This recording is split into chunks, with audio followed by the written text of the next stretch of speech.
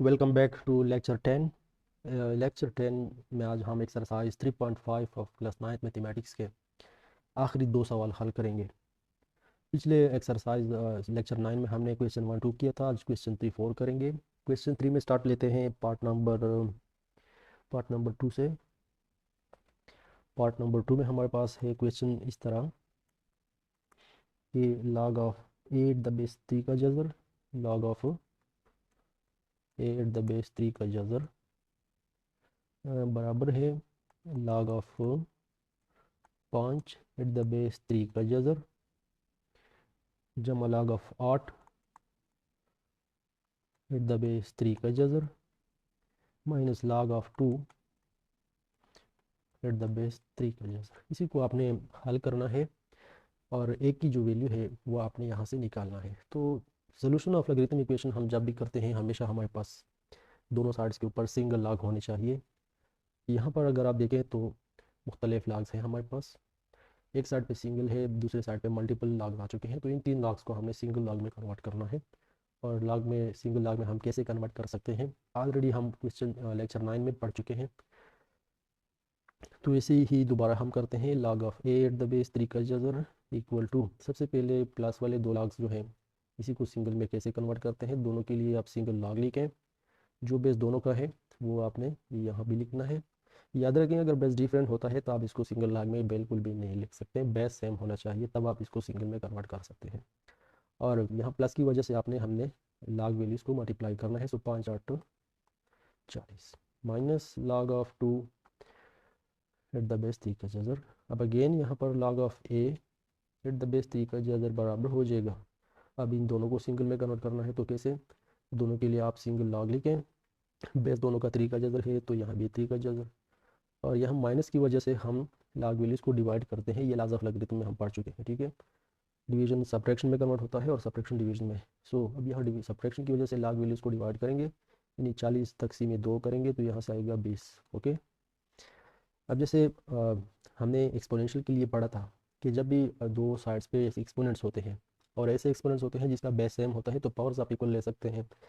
यानी कि for example 2 की power x is equal to 2 की पावर 3 है। तो इसका ये मतलब था कि बेसिस सेम है तो पावर्स भी सेम है। और दूसरी बात हमने ये की थी कि अगर इस तरह होता है बात तो कि x की पावर 2 बराबर है 5 की पावर 2, यानी अगर पावर सेम है और बेसिस डिफरेंट है तब भी आप बेसिस को इक्वल ले सकते हैं। ये इख्तियार हमें एक्सपोनेंशियल में गिवन था। अब जबकि आप जानते हैं कि लॉगरिथम एक्सपोनेंशियल का ही अल्टरनेट फॉर्म है, ठीक है। यानी एक दूसरा शक्ल आप इसको कहें, एक्सपोनेंशियल की जो दूसरी शक्ल है वो आप लॉगरिथम है, क्योंकि आप किसी भी वक्त एक्सपोनेंशियल और लॉगरिथम को आपस में कन्वर्ट कर सकते हैं, ठीक है। चीज़ एक है, रिप्रेजेंटेशन डिफरेंट है दोनों का। तो मतलब ये है कि अब एक्सपोनेंशियल में जब ये लाज अप्लाई होते हैं तो यही लाज लॉग में भी अप्लाई होते हैं, ठीक है। लॉग के लिए भी यही रूल्स है क्योंकि log is the alternate form of exponential. Okay. तो इसी वजह से लॉग में भी जब भी बेसिस सेम होंगे तो लॉग वैल्यूज़ इक्वल ले सकते हैं। लॉग वैल्यूज़ इक्वल है, सेम है, तो आप बेसिस इक्वल ले सकते हैं। ये बात आप हमेशा याद रखें, ठीक है। अब जबकि बेसिस सेम है, यहाँ पर आप लिख सकते हैं कि सिंस बेसिस और सेम, तो इसी वजह से हम लॉग वैल्यूज़ भी सेम ले सकते हैं। यानी a इज़ इक्वल टू 20 आपके पास फिर आंसर आ जाता है। ओके। एक नेक्स्ट क्वेश्चन करते हैं 3। 3 में हमारे पास है log of r at the base 7 divide by log of t at the base 7 is equal to log of r at the base a। इसी में अपने a की वैल्यू लेना है। सो जब भी मैंने आपको बताया कि log से कोई वैल्यू रिक्वायर्ड हो तो आप तब मालूम कर सकते हैं जब आपके पास दोनों साइड पे सिंगल log हो। यहाँ इस साइड पे सिंगल लॉक है ये तो ठीक है, लेकिन यहाँ जो है डबल लॉक है, ठीक है। इसी को सिंगल में कन्वर्ट करना है। अब कैसे करना है, आप जानते हैं कि जब हमने लॉज ऑफ लॉगरिथम पढ़े थे लेक्चर नंबर 8 में, तो उसमें हमने ये पढ़ा था लॉ नंबर 4 में कि अगर आपके पास एक लॉग जो है दूसरे लॉग पर डिवाइड होता है और दोनों लॉग का बेस भी सेम है, जैसे यहाँ पर ये दोनों डिवाइड होते हैं और इसमें भी बेस सेम है, इसमें भी बेस 7 है, दोनों का बेस सेम है। तो इन दिस केस आप इसको सिंगल लॉग लिख सकते हैं। और इसके लिए आपने क्या करना होता है, जो ऊपर की लॉग जो है उसी की लॉग वैल्यू सिंगल की भी लॉग वैल्यू हो जाएगी, यानी आर जो है यहाँ आपका लॉग वैल्यू हो जाएगा। और जो नीचे वाला लॉगरिथम है उसकी लॉग वैल्यू आपका बेस होगा सिंगल लॉग का। तो इसी तरह ओके, ऊपर वाली लॉग की लॉग वैल्यू सिंगल में लॉग वैल्यू होगी, नीचे वाली लॉग की लॉग वैल्यू सिंगल में बेस होगी, ये याद रखें। और इसको आप वैसे ही लिख सकते हैं R/A। ओके, अब यहाँ आप देख सकते हैं कि सिंस जैसे एक्सपोनेंशियल में पावर सेम होते हैं तो बेसिस अपनी तरफ से इक्वल ले सकते हैं। अब एक्सपोनेंशियल लॉगरिथम का अल्टरनेट है तो ये यहाँ पर भी होता है, जैसे कि अगर लॉग में लॉग वैल्यू सेम है तो बेसिस आप इक्वल ले सकते हैं। सो आप यहाँ पर देख सकते हैं सिंस लॉग वैल्यूज़ और सेम, जब लॉग वैल्यू सेम होते हैं तो दिस रूल के मुताबिक बेसिस अपनी तरफ से आप इक्वल लिख सकते हैं। सो आपका ए की वैल्यू जो है वो टी आंसर हो जाएगा। इसी तरह से आपने पार्ट 1 भी करना है और इसी तरह से आपने पार्ट 4 भी करना है। यही रूल्स है, यही तरीका है सब में, वो इससे आसान है और मुश्किल बिल्कुल भी नहीं है। ट्राई करें, कोशिश करें। अगर आपको मसला आता है तो आप हमें बता सकते हैं, फेसबुक पेज पे आप हमें आ सकते हैं, वहाँ से हमें आप व्हाट्सएप पे भी कांटेक्ट कर सकते हैं और हमसे एनी टाइम आप पूछ भी सकते हैं। अब लिख चलते हैं लास्ट क्वेश्चन की तरफ, क्वेश्चन नंबर 4। क्वेश्चन 4 ऑलरेडी मैं नहीं लिख चुका हूँ क्योंकि ये बहुत अजीब सा क्वेश्चन है। ये है कि इसने लिखा है कि find log of 3 at the base 2 into log of 4 at the base 3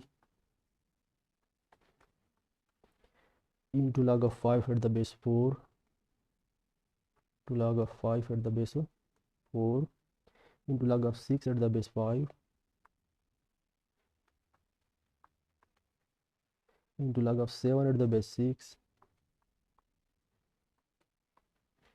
into log of 8 at the base 7 into log of 8 at the base 7।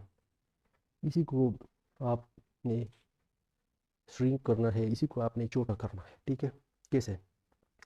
याद होगा laws of logarithm in lecture 8 जब हम पढ़ रहे थे तो उस वक्त हमने पढ़ा था, तब हमने ये पढ़ा था कि जब आपके पास दो लॉग वैल्यूज़ आपस में मल्टीप्लाई होते हैं, यानी दो लॉगरिथम मल्टीप्लाई होते हैं और वो इस तरह के लॉगरिथम हो कि उसमें अगर दो लॉगरिथम मल्टीप्लाई होते हैं तो फर्स्ट लॉग की लॉग वैल्यू और सेकंड लॉगरिथम की बेस वैल्यू इक्वल है, तब आप इसको सिंगल में कन्वर्ट कर सकते हैं। तो यही चीज़ यहाँ पर भी है। अगर इन दो लॉगरिथम्स को देखे जाएँ तो इसमें लॉग वैल्यू और सेकंड की बेस वैल्यू सेम है, मतलब ये है कि सिंगल कर सकते हैं इसको।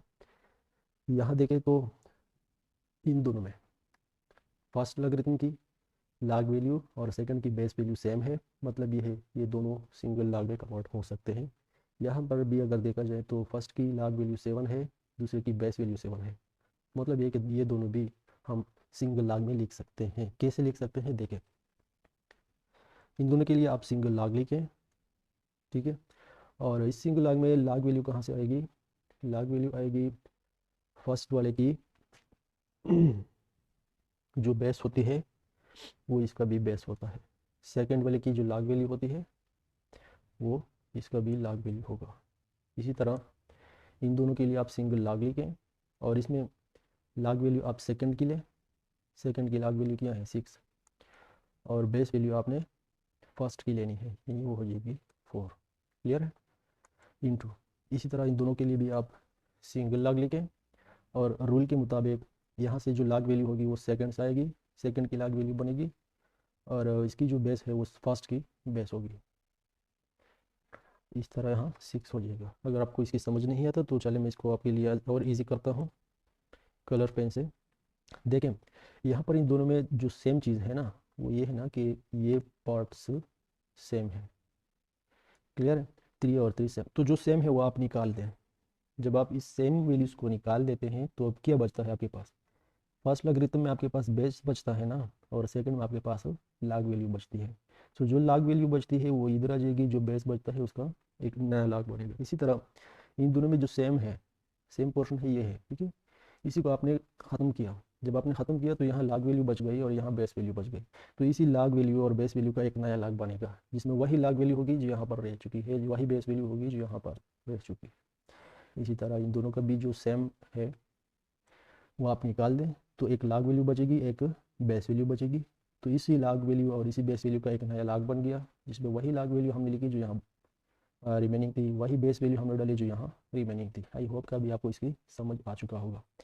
अब नेक्स्ट स्टेप में आप अगर देखें तो इन दोनों में ये प्रॉपर्टी अगेन रिपीट हो रहा है, क्योंकि फर्स्ट वन की लॉग वैल्यू 4 है और सेकंड की बेस वैल्यू 4 है, तो ये दोनों सेम चीज़ है दोनों में, तो ये दोनों में हम अगेन एक्सक्लूड करेंगे, तो इसका सिंगल लॉग बनेगा। एक लॉग वैल्यू बची है और एक बेस वैल्यू बचती है, ठीक है।